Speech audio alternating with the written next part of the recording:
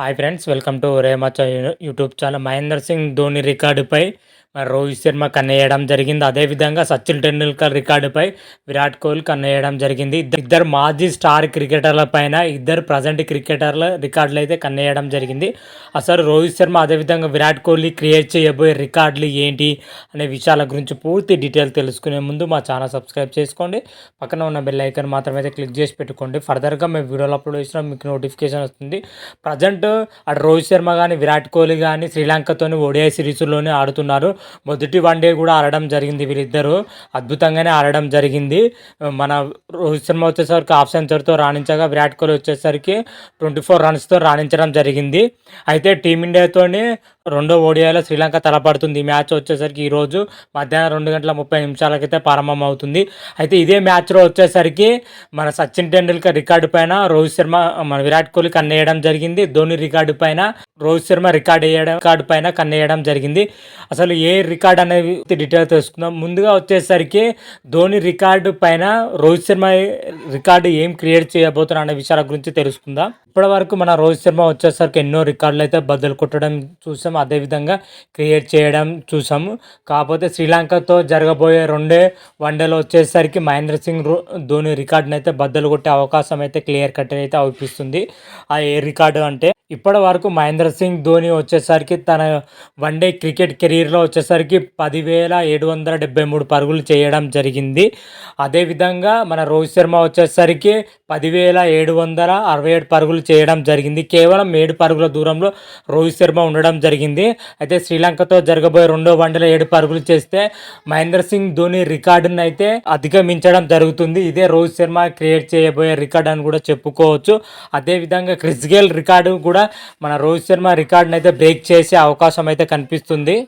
One day కెరీర్లో అత్యధిక పరుగుల రికార్డులో మన మహేంద్ర సింగ్ ధోని రికార్డుని అయితే మన రోహిత్ శర్మ బద్దలు కొట్టడం జరిగింది. అదేవిధంగా రోహిత్ శర్మ వచ్చేసరికి వెస్టిండీస్ స్టార్ క్రికెటర్ అనే క్రిస్ గేల్ రికార్డుని అయితే బద్దలు కొట్టడం జరిగింది.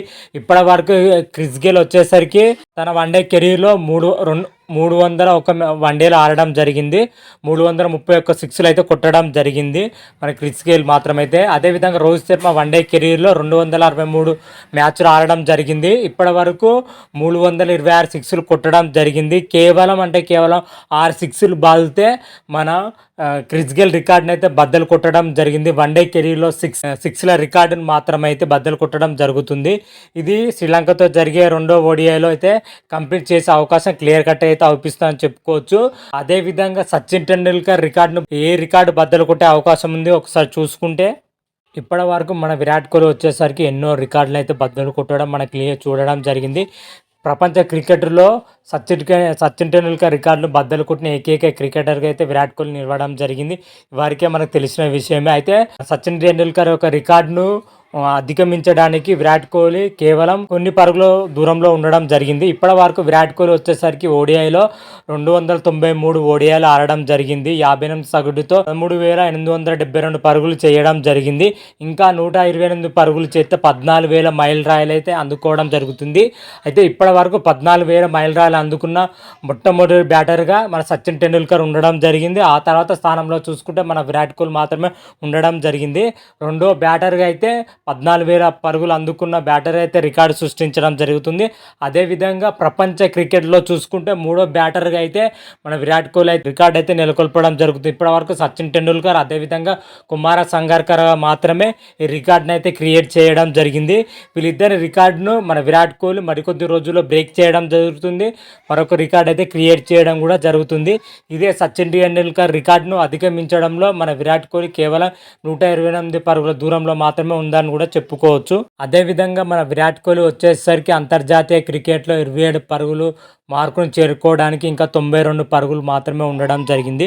ఇంకా 92 పరుగులు చేస్తే మరొక ఘనతను కూడా సాధించే ప్రపంచ క్రికెట్లో ఇప్పటి వరకు చూసుకుంటే కేవలం 3 బ్యాట్స్మెన్లు మాత్రమే 27 పరుగులు అయితే పూర్తి చేయడం జరిగింది. మొదటగా సచిన్ టెండూల్కర్, ఆ తర్వాత కుమార సంగక్కర, ఆ తర్వాత రిక్కీ పాంటింగ్ మాత్రమే 27 పరుగులు అంతర్జాతీయ క్రికెట్లో పరుగులు అయితే చేయడం జరిగింది.